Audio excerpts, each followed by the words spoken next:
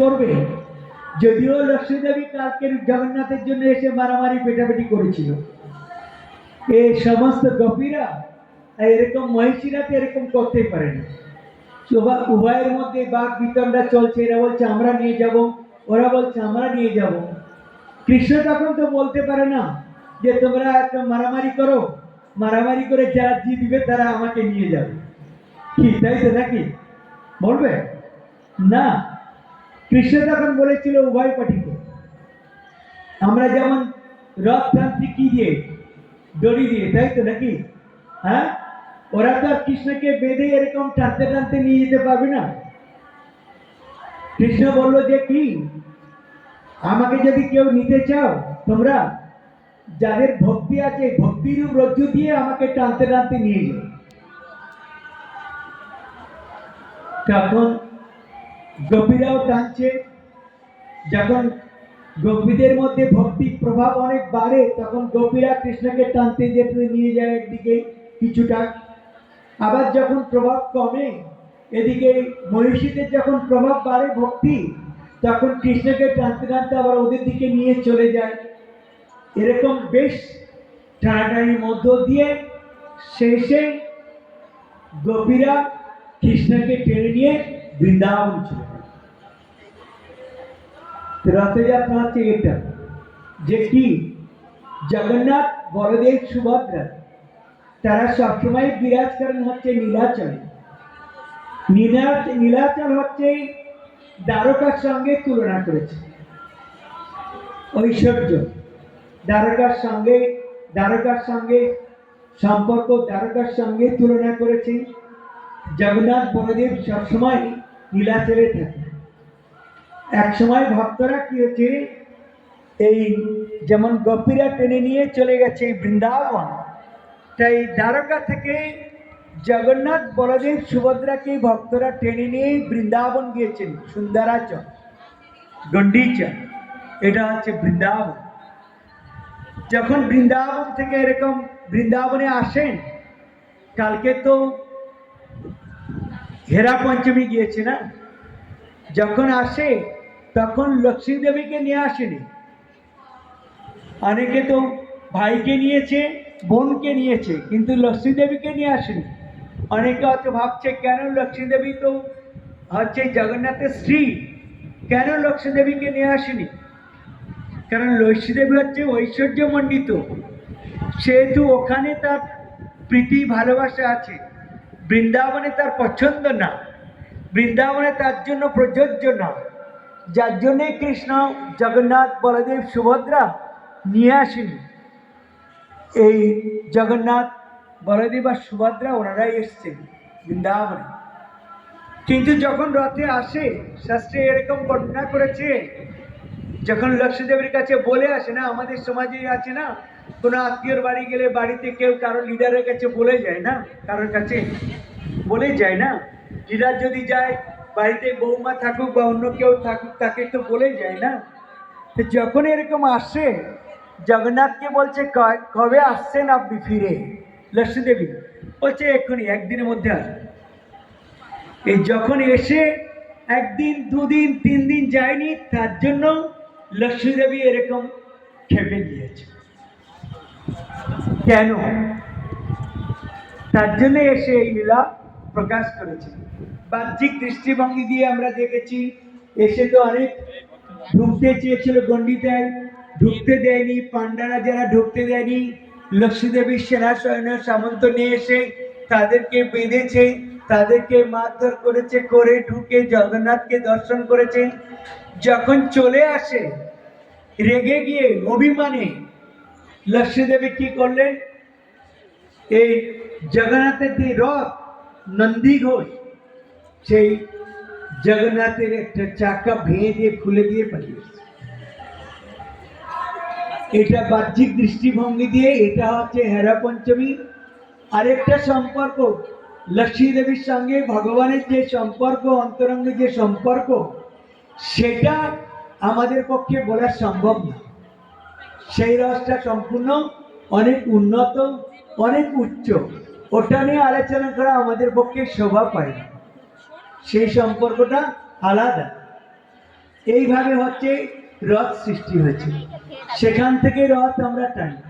আমরা যে অনেকে আছি না, অনেকেই ভিড় করি রথ টেনে, আমরা হচ্ছে শাস্ত্রে বর্ণনা করা আছে, যদি কেউ রথের দড়ি ধরে টানি, রথের উপরে যদি জগন্নাথ বলদেবকে সুভদ্রাকে যদি দর্শন করে,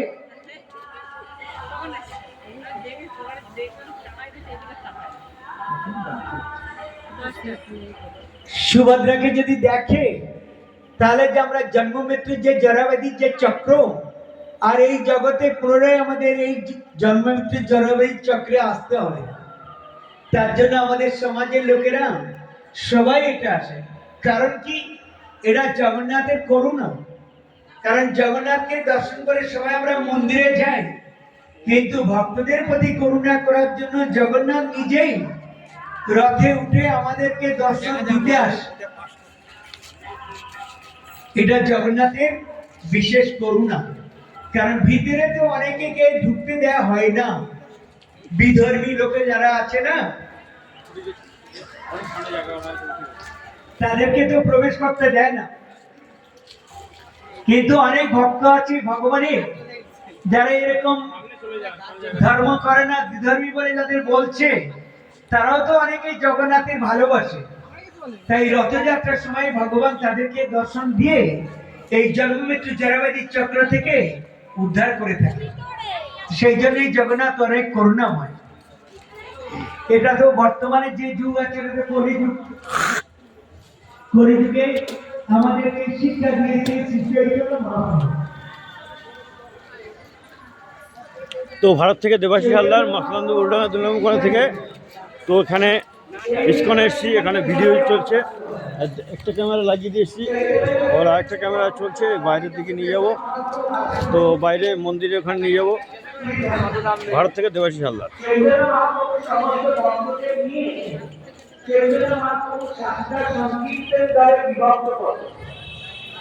চৈতন্য মহাপ্রভু কোন নির্দিষ্ট দলের সঙ্গে থাকবেন না।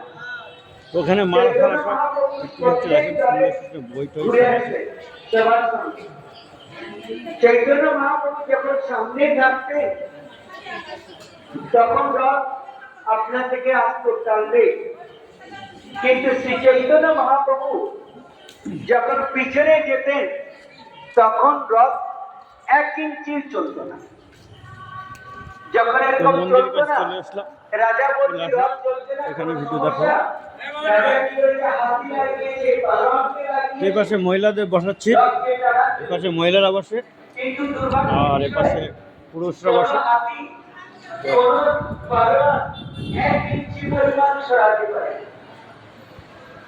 চৈতন্য মহাপ্রভু যখন পিছন থেকে সামনে চলে এসে সংকীর্তনের মাধ্যমে সামনে এসে, তখন আবার চলতে শুরু করেছে। তো মন্দিরের ভিডিও দেখাচ্ছি, ভারত থেকে দেওয়া ছিল মসলান্দা রোডাগা দুর্গামুখোনা থেকে। তোমার বাড়ি কোথায়? নাম কি? Thank you, thank you. সেটা আমাদেরকে শিক্ষা দিয়েছে। তাই বলেছি যে যুগ ধর্ম হচ্ছে হরিনাম সংকীর্তন। অনেকে হয়তো ভাবতে পারে শঙ্খ বেদা দাপন করি, অন্যান্য যুগে হাজার হাজার বছর তপস্যা করে তবে ভগবানকে লাভ করেছে। এখন কেউ কলিযুগে এই সামান্য হরিনাম করে কি সম্ভব ভগবানকে লাভ করা? অনেকে হয়তো ভাবছে, চিন্তা করছে। শাস্ত্রে একটা যুক্তি দিয়েছে, এই যে গল্প বলেছি বৃন্দাবনে ছেড়ে চলে গেছেন কৃষ্ণ দ্বারকায়। যখন কৃষ্ণ দ্বারকায় গিয়েছেন, তখন এক সময় নারদমুনি এসে বৃন্দাবন দর্শন করতে এসে দেখেন সমস্ত গোপীরা এই অবস্থা। এই যে সাধুদের স্বভাব হচ্ছে, শাস্ত্রে বর্ণনা করা আছে, পরবর্তী আরেকটা তো প্রবাদ আছে, বাংলা প্রবাদ, শাস্ত্রের কাল নেই, ঘরে খেয়ে দিলের মোট চালা, ঠিক কিনা? নারদমুনি গিয়ে বলছে ওদেরকে কি হয়েছে, কেন, কি জন্য এরকম অবস্থা। নারদমুনিকে বললেন যে আমাদের কৃষ্ণের বিরহের জন্য এটা। কৃষ্ণ নারদমুনি জিজ্ঞাসা, কি করলে তোমাদের সুবিধা, কি করলে তোমরা এরকম বাঁচবে? তখন বললো কৃষ্ণকে চাই। তখন নারদমুনি বলছে ঠিক আছে, তোমরা বসো, তোমরা থাকো, আমি নিয়ে আসবো কৃষ্ণকে। দেখো, ভগবানের থেকে ভগবানের ভক্ত আমি করবো, তার প্রমাণ আমরা পাই এখন। শ্রী চৈতন্য মহাপ্রভু যখন এসেছিলেন, তখন চৈতন্য মহাপ্রভু কি সারা বিশ্বে ভগবানের নাম প্রচার করতে পারতেন না? তার চৈতন্য মহাপ্রভু শক্তি ছিল না, চৈতন্য মহাপ্রভু শক্তি ছিল। কিন্তু চৈতন্য মহাপ্রভু সারা বিশ্বে যদি প্রচার করত, তাহলে আমাদের যারা সাধুরা টিকি দিয়ে ঘুরছে না, এর টিকি আদৌ থাকতো, সবাই ছেড়ে দিত। কারণ তখন ভক্তদের কোনো মূল্য থাকতো না।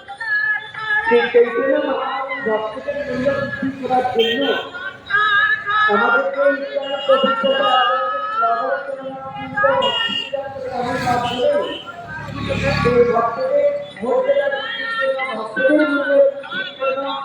ভগবান চাই আমার থেকে আমার ভক্তের বেশি মূল্যায়ন চেয়েছি না। তাই শ্রী চৈতন্য মহাপ্রভু আমাদের ইস্কনের প্রতিষ্ঠাতা আচার্য শ্রীল অভয় চরণাবৃন্দ ভক্তি বেদান্ত স্বামী প্রভুপাদের মাধ্যমে আজ মহাপ্রভু বলে গিয়েছে, পৃথিবীতে আজ যত নগরাদি গ্রাম সর্বত্র প্রচারিত হইবে মোর নাম। আমাদের ইস্কনের প্রতিষ্ঠাতা আচার্য শ্রীল অভয় চরণাবৃন্দ ভক্তি বেদান্ত স্বামী প্রভুপাদের মাধ্যমে এটা আমরা দেখতে পাচ্ছি যে সারা বিশ্বে ভগবানের নাম প্রচার হয়েছে, যেটা হরিনাম প্রচার হয়েছে, যেটা আমরা আজকাল সবচেয়ে দেখতে পাচ্ছি। আজ থেকে 50-60 বছর আগে কেউ আমরা দেখিনি, তাহলে ভেবেছি কি এরকম চৈতন্য মহাপ্রভু বলেছে তা বাস্তবে হবে না?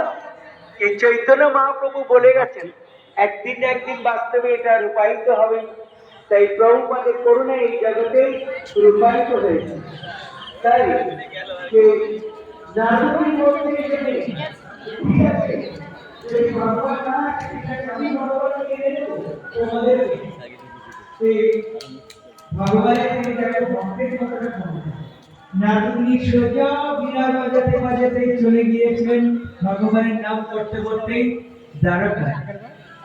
দ্বারকায় যখন যায়, এই নারদমুনির বীণার শব্দ না হরিনামের শব্দ শুনে সমস্ত 16,108 মহিষী কৃষ্ণকে নিয়ে ঘরের মধ্যে প্রবেশ করে ছিটকানি লাগিয়েছে।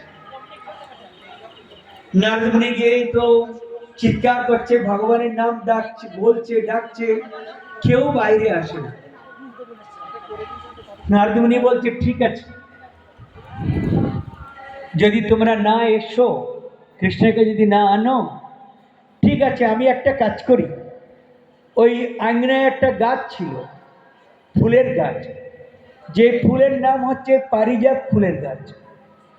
এই পারিজাত ফুল হচ্ছে সিজন অফ